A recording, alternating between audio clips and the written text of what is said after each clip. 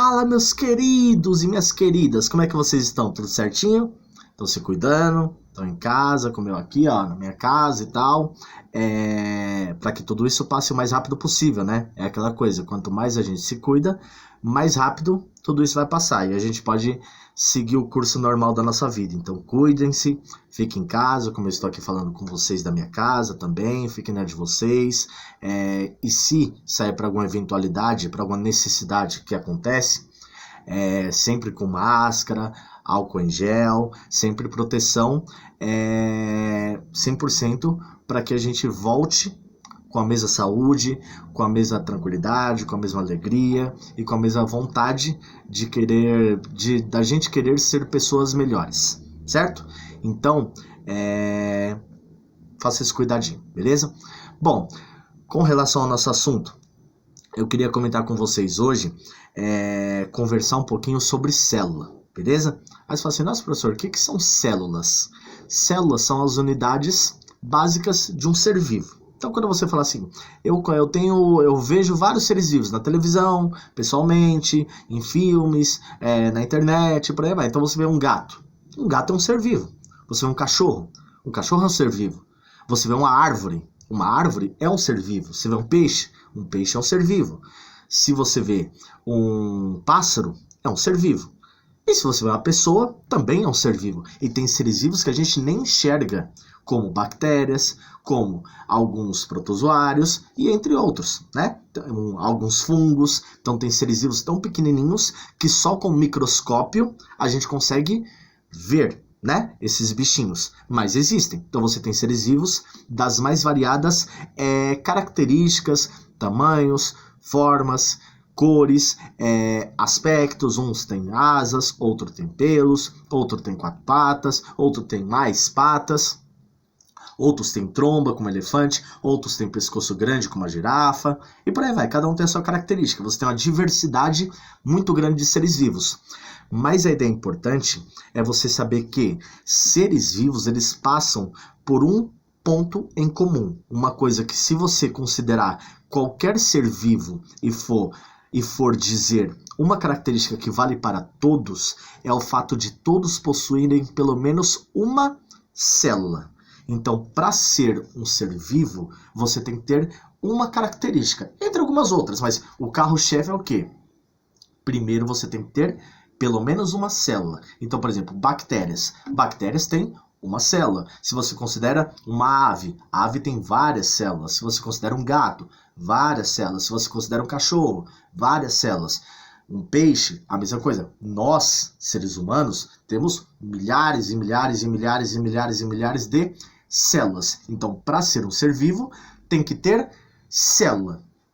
Dentro dessa ideia, tem uns carinhas que inclusive causam um certo incômodo, muitas das vezes, que eles fazem parte da nossa vivência, da nossa convivência, porém, eles são seres que não são considerados seres vivos dentro da teoria celular, que eu já vou explicar o que é essa teoria, beleza? Mas dentro da ideia, pensando em células, para ficar melhor, para a gente não antecipar os fatos, você não inclui esses carinhas, que inclusive é a razão de eu estar aqui na minha casa e vocês estarem aí na de vocês, é por causa de um desses caras, né? Tem vários deles, mas um desses causou um problema que fez nós nos afastarmos, que é o coronavírus. O coronavírus é um vírus, e eu tenho vários outros vírus.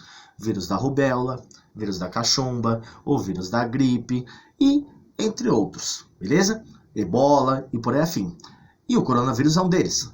Esses vírus, eles são seres que, apesar de fazerem parte do nosso meio de vivência, do nosso planeta, eles não podem ser considerados como seres vivos se eu considerar o aspecto das células. Por quê? Eles são seres que eles não possuem células, eles não têm nenhuma célula.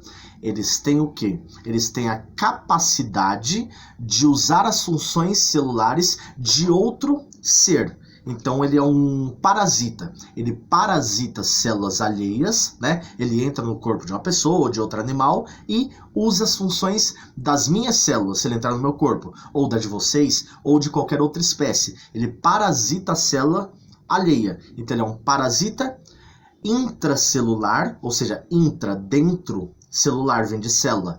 Intracelular é um parasita dentro da célula, obrigatório, porque por ele só ele não tem células, então ele não teria atividade. Então ele tem atividade, ele consegue funcionar, digamos assim, só quando ele consegue usar a célula alheia de um hospedeiro, que pode ser uma pessoa, um gato, um cachorro ou qualquer outra espécie, inclusive até bactéria, certo? Então, dentro dessa ideia, vírus não entram no conjunto de seres vivos. Todos os outros seres que a gente menciona, inclusive plantas, peixes, algas, eles são seres vivos porque eles têm pelo menos uma célula. Os vírus não têm nenhuma, por isso que eles não entram no critério. Professor, qual que é esse critério que você falou aí, que os vírus não entram? Só pelo fato da célula? Sim, tem uma coisa chamada teoria celular, que é uma teoria que ela abriga ou abrange 3 itens básicos para você conseguir colocar em critérios mais claros aspectos sobre a célula e a relevância dela. A primeira coisa da teoria celular é que todo ser vivo é constituído por célula ou células, mais de uma. Isso é a primeira regra. A segunda regra, ou o segundo item dessa teoria celular é que a célula é a unidade funcional e morfológica de qualquer ser vivo. Professor, o que é isso? A célula é a unidade que dá forma aos seres e que dá funcionalidade para o organismo desses seres. Então ela é a unidade biológica principal. É ela que faz a referência para os seres existirem e terem as suas atividades. É como se fosse o átomo para a matéria, né? O átomo ele forma todos os tipos de materiais. A célula forma todo tipo de organismo vivo, salvo exceção dos vírus, né? E a outra característica, ou o outro item da teoria celular, é que sempre uma célula ela só vai poder ser originada de uma outra que já existe. Então, a célula é sempre originada de uma pré-existente. É uma célula que já existe que pode originar outra ou outras células. Então, esses 3 itens formam a tal da teoria celular. A célula ela é a unidade morfológica funcional dos seres vivos. Todo ser vivo tem que ter pelo menos uma célula. E essa célula sempre vai ser originada de uma pré-existente, uma que já existe, certo? Essa é a ideia da teoria celular. E é isso que consegue mostrar para a gente coisas sobre restrições dos vírus e incluir várias outras espécies dentro da mesma categoria, dentro da categoria ser vivo. Ser vivo é ter célula, e saber que a célula é a unidade que forma e que faz as coisas funcionarem, entendeu? Coisas dos seres vivos, e ela só vai gerar outra célula se tiver uma pré-existente, uma que já existe. Beleza? Essa é a primeira parte. A segunda parte é o saber, ou pelo menos tentar imaginar, que eu tenho uma diversidade muito grande de seres vivos. Então, por exemplo, uma planta, uma samambaia, não é igual a uma pessoa. Tem diferenças. Um cachorro não é igual a um gato. Tem diferenças. Um gêmeo não é igual a outro gêmeo. Ou seja, você pega trigêmeos. Eles não vão ser 100% iguais. Eles são muito parecidos, mas tem diferenças. Então, quando você percebe essa diversidade, isso passa muito pelo jeito que as células estão dispostas no organismo. Por exemplo, eu tenho diferenças entre a estruturação celular. E eu tenho diferenças a partir de componentes celulares. Componentes das células, que são as duas últimas partes que veremos nessa aulinha, nessa conversa. A primeira coisa, de acordo com a estruturação das células, tem que pensar assim, ó. Toda célula, tanto a minha, quanto a de vocês, quanto a de um gato, de um cachorro, de um leão, de um tigre, de um elefante, ela tem uma constituição básica em 3 partes. Ela tem sempre uma membrana que reveste a célula, chamada membrana plasmática. Dentro dessa membrana tem um líquido pastoso, um líquido leitoso, bastante espesso, chamado citoplasma. Citoplasma, tudo junto. E numa região central da célula, você tem o núcleo, beleza? Então, toda a célula é constituída basicamente por 3 partes. Tem várias subpartes, mas as partes principais é uma membrana plasmática que reveste da forma a célula, beleza? Uma película. Dentro tem um líquido chamado citoplasma e no centro celular você tem o tal do núcleo. Então, as células são formadas por membrana, citoplasma e núcleo, basicamente. Tem outras coisas? Tem. Dentro do núcleo tem várias coisas, dentro do citoplasma também, e na membrana também tem outras composições. Mas a estrutura básica é membrana, citoplasma e núcleo, certo? Aí você fala assim, professor, mas de acordo com a estruturação, você vai ter células que não têm essa estruturação, que falta alguma parte ou que tem alguma parte a mais? Na verdade, sim. Por exemplo, as nossas células, elas são iguais a de quase todos os seres vivos, salvo exceção de um grupo em específico que são as bactérias. Então, as bactérias, a estruturação celular é diferente da nossa e diferente das outras espécies. O que as bactérias não têm que nós e os outros seres vivos que têm célula, né? Seres vivos ter célula, temos? Uma coisa chamada carioteca, ou membrana nuclear. Professor, o que é isso? Membrana, citoplasma e núcleo. Você está falando dessa membrana plasmática? Não, estou falando de outra membrana. Quando você considera a membrana, ela é um revestimento. Dentro tem o líquido citoplasma e tem o núcleo. Só que quando a gente pensa nas células das bactérias, o citoplasma, que é o líquido, ele não consegue se desvincular do núcleo. Então, o núcleo da célula de bactéria fica boiando nesse líquido. Ele fica misturado lá junto com esse líquido. Então, fica membrana, citoplasma e núcleo juntos. Beleza? Quando você considera nós, por exemplo, as nossas células, existe um isolamento, uma película que isola o citoplasma do núcleo, que não deixa eles se misturarem. Professor, qual que é o nome dessa película?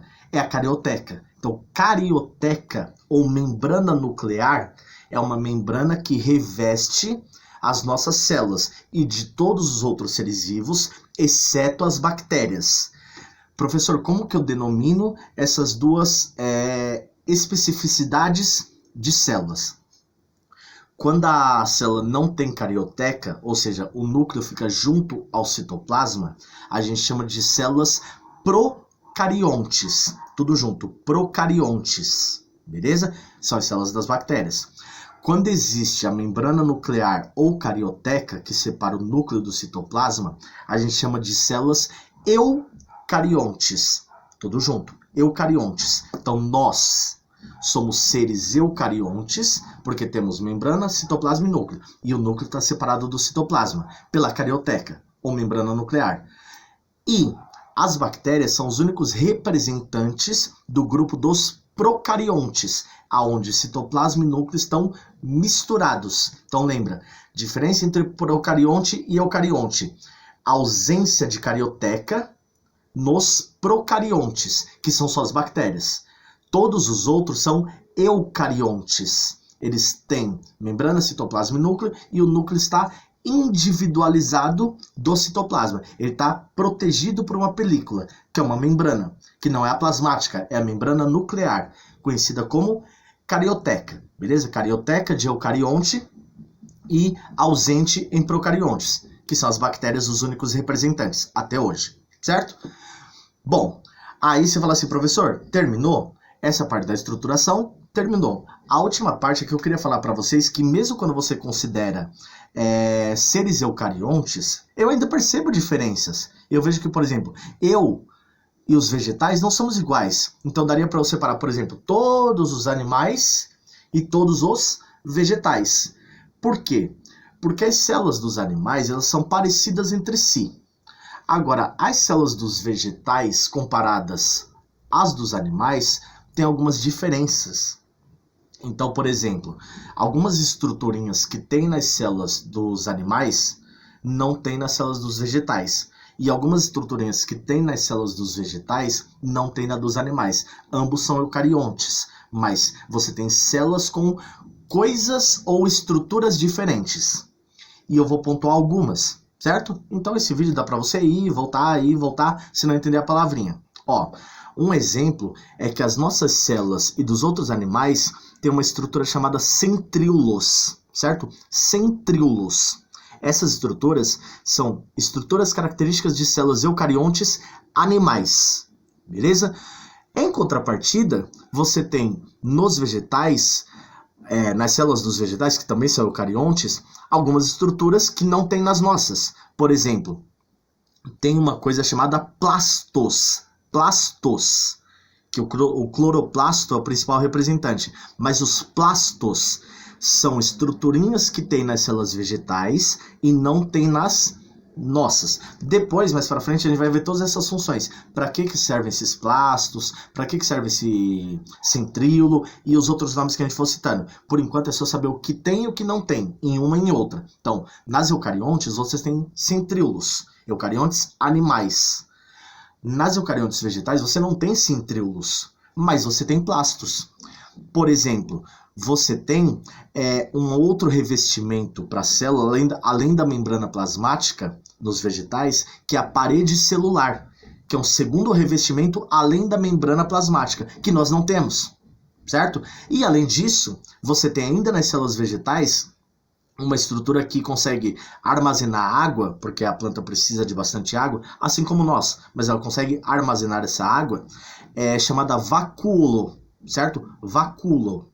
Essa estrutura é presente em células vegetais, eucariontes, né? E não aparece em células eucariontes de animais. Então, quando você fala assim, professor, o que você está dizendo para a gente? Eu estou dizendo para vocês que todos os seres vivos têm que ter célula, e isso é postulado pela teoria celular, com aqueles 3 itens que eu citei.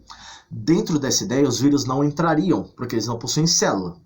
Aí eu disse para vocês que as células elas têm diferenças de acordo com a estruturação ou com a composição. Ter algumas coisas que as outras não têm. Quando a gente considera estruturação, a gente considera carioteca. E aí eu tenho eucariontes, e a ausência da carioteca eu tenho os procariontes. Os únicos representantes, as bactérias, são procariontes. O resto tudo de seres vivos, eucariontes. Só que mesmo dentro dos eucariontes eu tenho particularidades. E eu separo em 2 grandes grupos, animais e vegetais. Os vegetais, eles têm, por exemplo, plastos, tem vacúolo e tem parede celular, que nós não temos, e nem os outros animais. Só que nós, por exemplo, temos centríolos e algumas outras coisas que veremos mais à frente. Por enquanto, é só saber essas diferenças. Não precisa saber o que cada uma coisa faz. A gente vai aprender, vamos com calma. Por enquanto, é só saber mais ou menos o que uma tem e que a outra não tem. Saber que não são exatamente iguais. Apesar de serem células, não são 100% iguais. Você tem diferenças que você considera, tanto na estrutura quanto na composição. Ter algumas coisas que as outras não possuem. Beleza? Então, essa parte inicial é mais ou menos isso, para a gente dar uma introdução na diversidade dos seres vivos e falar sobre a unidade biológica básica, que são as células. Beleza? Gente, agradeço. Veja essa aulinha aqui, é bastante interessante, beleza? E bem curtinha, né? 18 minutos, 19 minutos, bastante curtinha, certo? Analisem, olhem junto com a apostila, volume 2, e qualquer coisa, me perguntem, tirem dúvidas, proponham curiosidades, alguma coisa que não entendeu, alguma palavra que passou batida e não está conseguindo achar, qualquer coisa que vocês quiserem perguntar, estou sempre à disposição, beleza? Então me perguntem, tirem dúvidas e fiquem à vontade para me chamar a hora que vocês precisarem de mim. Contem comigo, cuidem-se e vejo vocês em breve, beleza? Tchau, tchau, um abraço e até mais.